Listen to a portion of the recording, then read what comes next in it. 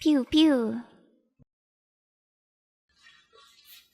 Hey guys, it's Lana again. As you can see, I just recently moved, which is why I took a short break from YouTube and was working on my apartment as well as other projects. So for my newest YouTube video, to get back into it, I wanted to talk to you guys more about me and my past. I was born in Laval, Quebec, which is a fairly large city in Canada. The overall environment of the area I lived in was extremely uninspiring, which was a big factor in my lack of growth as a person in the 17 years that I needed to live there. I grew up with Asperger's syndrome, which is a type of mental condition that makes it hard to interact with people and recognize social cues. How severe it is dependent on the person. For instance, I had trouble looking at people's faces when they spoke to me, inability to hold conversations or even come up with anything at all to say, even if I tried to speak. I was basically incapable of having any sort of critical thoughts. My parents had a strained relationship even after I was born. They were constantly fighting with each other. This led to me having issues with trusting authority figures, which when coupled with Asperger's created a lot of issues for me growing up. A few years in, things got a lot worse when my father lost his job and refused to get another one. Ever since that moment, the arguing got to be a lot more consistent and violent, leading to them getting divorced when I was 4 years old. I ended up living with my mom in a new home, and even though he still wanted to be my dad, he would never pay for anything when we would see each other from time to time, leaving all the expenses to my mom, even though it was his decision to have a child in the first place. The overall environment with my whole family felt pretty cold. Most of the time when they would meet up to spend a holiday together, it felt forced, as if they needed to be there out of tradition. I started off being extremely afraid of going to school since preschool. I was horrified of being around other people since interaction was really hard for me. I'd constantly get teased for being different and didn't know how to fit in properly either. Not only did I not have any friends, but I didn't really have any actual close relationship with either of my parents. My mom tried her best to support us in any way she could. We were never on the same page when it came to talking to each other, so I was alone most of the time. She would try to bring me to see several doctors and psychologists, but it really did more negative at most. One doctor told me straight to my face when I was 9 that I would never amount to anything and grow up being alone, not having many friends, which made me cry all by myself when I was able to find a corner in the room where nobody had the chance to see.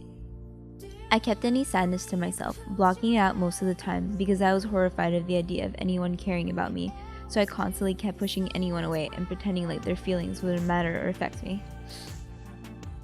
This came to a point where it just became a natural thing for me that I even tricked myself into thinking that I really didn't for a very long time to cope with it. I was also put on prescription pills for a brief time, and I started seeing this really creepy psychologist in the 4th grade of elementary school. I saw him about once every week. He would pull me out of class just to see him privately, and there was this one really significant day where he was showing me Rorschach pictures. He just randomly gave me this glass of water, which at the time I didn't think anything of because it was in the 4th grade, but obviously teachers don't randomly give you glasses of water. That makes no sense. And then I just remember waking up immediately after from a nap, and I didn't think anything of it at the time, but I remember having really bad nightmares about him for a while after that. He also ended up, unfortunately, being my psychologist in high school. He would continue to make really creepy sexual advances on me and say weird things like, you can close the door whenever you want private time with me, or things like, I won't spank you if you tell me so and so and stuff like that.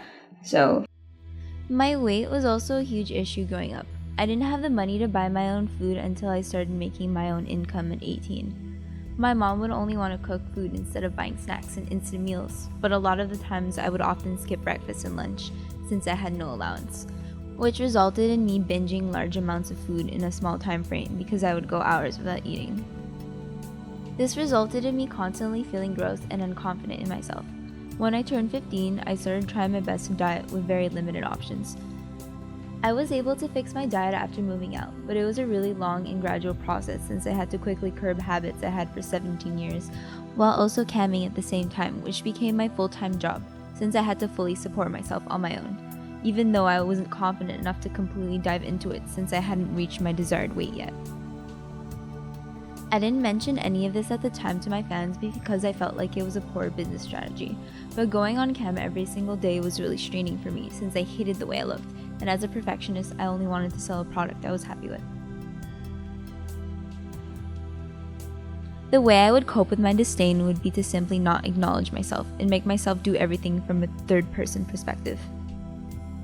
The idea of anybody wanting to date me was a non-existent concept in my mind, and I had trouble understanding sex for a very long time because of my lack of self-worth and past sexual abuse experiences. In my messed up head, women doing things for men was just a matter of fact, instead of being a lewd concept, and it took me a very long time to actually understand it properly. Throughout the entire thing, I didn't realize how unhappy I really was by any means because it was all I knew at the time, and my Asperger's blocked out most of the comprehension anyway. Basically, I did all of this with my mind being so void of any information that I didn't even realize it had an actual problem. Because I basically had little to zero interaction with people throughout my life up to that point, I had no experience when it came to people's psychology or being able to analyze people, even very simple things. So when somebody told me they liked me, it meant a completely different thing than what it usually should mean when someone tells you they like you. So to me, it meant, holy shit, someone likes me. How is that possible? So my first boyfriend, who I had the misfortune of dating for an entire year, was the absolute worst chapter of my life. He is one of the most manipulative people that I have met in my entire life, and I've met a lot of people because of my career up to this point. He would constantly attempt to take full control over me, knowing my situation at the time. I wasn't allowed to think anybody besides him was attractive. He would make up stories about rejecting people IRL, so I wouldn't jump on anyone else or have any chance of thinking of anyone else. He would get upset at me for trying to post pictures of myself online. If I showed any interest in being attracted to anybody else, he would get really, really angry at me. When I would try to open up about my sexual abuse stories, he would get very angry at me and tell me that I wasn't the first person he was with. He would constantly ask me for sexual favors that I wasn't okay with, but would manipulate me to do so anyway out of passive-aggressive threats, and would tell me things like, you're supposed to do this because you're a woman. This lasted for over 6 months until he eventually got bored of me and found a new group of friends that he started hanging out with. And he just started talking to me less and less and avoiding me as much as he possibly can. So it went from talking to me every day to talking to me every week to basically avoiding me as much as he possibly can without breaking up with me and still trying to keep the relationship. When high school started, I had finally made at least 2 actual friends throughout it, which was a huge help for me, even though I didn't fully realize it at the time. Finding people you can actually call real friends is rare nowadays, let alone anyone you'll find to still be your friend if you met them in school. Unfortunately, the only one I ever tried to hang out with was eventually not allowed to see me anymore because my dad was so illogically paranoid about me hanging out with men and would try to take control of a lot of parts of my life even though he would never support me in any way. Which is why I never ended up telling him about any relationships I had because I felt like I couldn't trust his judgment on things. If he knew I was hanging out with that friend, he would come to his house and force me to go back to my mom's place. It was a really unfortunate circumstance for me because my high school friend was literally the only guy I had gotten close to up to that point in my life that wasn't abusive towards me. But anyway, the overall environment of my high school was extremely bleak and unstimulating. Not that public high schools are always going to bother being that inspiring, but there was so much lack of respect going on that one of the teachers had the audacity to tell the entire class to aim for an 85 instead of 100%. When I turned 17 and high school was just about to be over, I was torn with what I wanted to do with my life. Camming was something I had been looking into for months, and while at the time people's format wasn't exactly what I had in mind, I saw massive potential for what I could in turn to match my style and format. To me, it was a really flexible career choice that would allow me to implement things I always wanted to do, like cosplay and YouTube. All I knew is that I wanted to get something done as soon as possible because I felt empty inside doing nothing but consuming by watching anime and listening to music all day. I wanted accomplishments of my own. I needed an outlet to express myself. I was about to go to college but was really hesitant because I wasn't completely set on a career I wanted to pursue, on top of having to spend thousands on something I didn't feel 100% on. So I decided at that moment to pursue my dreams. I remember when I first started camming and how awkward it was for me, since at the time I was still suffering from my Asperger's and lack of social ability. I remember that show very well, and I just sat there too shy to talk when anyone would talk to me in chat. I didn't know how to be sexy or entertaining, let alone how to talk to people, since the entire show was literally just me sitting there for 30 minutes saying nothing. I remember being devastated and almost giving up camming, but luckily with some help I was able to give it another shot. From that day forward, I paid my way to who I am today. During this early time in my life as Lana, I lived with my mother in Canada. Her and I didn't see eye to eye on camming at the time. I was doing really well for myself, but I didn't want to live under her roof if she wasn't okay with me making money off my passion. So at that point, I did the only thing I can think of. I ran away to New York City with $10K to my name and began searching for an apartment as soon as I could. This was one of the hardest things to do because you have no idea how hard it is to truly get an apartment in New York as a cam girl, with renters requiring pay stubs and work history, plus the stigma associated with sex work. After many denials from many different renters, I had gotten lucky due to a close friend of mine that had known the manager at the apartment complex he and his mother used to live in. After talking to them, I was finally able to move into a small apartment in Brooklyn, where I began a life of my own. The problem with running away with basically no plan really is what are you going to do when you have to work with your job of camming and you have no lights or furniture. This was that first challenge in living in that first apartment. I had to work hard and put in long hours in a dark room for as long as I could to earn as much money as I could. I had to do this for about 2 weeks before I actually had money for lights and furniture, instead of just coexisting in an empty space with a bunch of roaches. That was the other problem with this apartment. It came with a massive roach infestation that I had to deal with in my time there, which I was able to eventually get rid of. Alright, so here's my house. I'll show you guys where I work first. Here's a bunch of manga that I don't really read anymore, but I feel bad throwing it away. This is where I work. It's my workstation. I have 2 screens. I'll show you guys my little living room, which I spend most of my time. Yeah, here's a quick view of it. I have workout equipment over here, which is another reason that I'm really happy about moving, because it's really hard to fit that in here. My kitchen, which I'm not showing. I have more. So I have a glass case over here where I keep all my stuff. Let me turn the light on, hold on. So yeah, I'll just show you guys that real quick. And yes, I have anime figures, I'm that nerdy.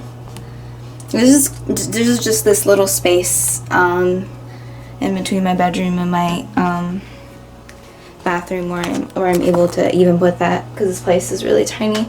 Here's my bathroom. Yeah. This is the little 5x5 space corner that I do most of my videos in. It's really tiny. I barely have any space to move. Another reason why I need to get out of here. And here's my closet, which literally has no more space in it.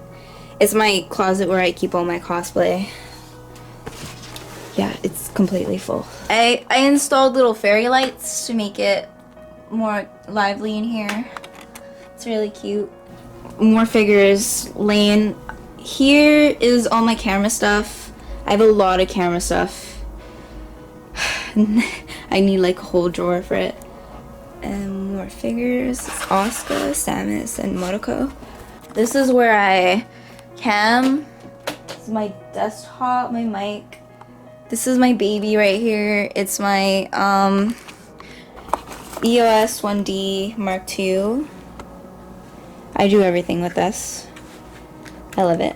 And I clearly hoard plushies. So yeah, that's pretty much everything. It's a really tiny place. The Lana Rain before you is the start of a grander design. You can find me on Chatterbait, MFC, and many vids, always pushing myself and taking my content to new heights with each and every video. However, Lana Rain is more than that. Soon you'll find me branching out to new projects and mediums, taking my message and purpose to new dimensions, to reach more of you and show the many different layers that make up who I am. Through this, I hope to continue to give hope and inspiration to those in need and change the world for the better through my crafts. I also plan to release more about my life over the next coming months in the form of vlogs, personal stories, and other content, so keep an eye out.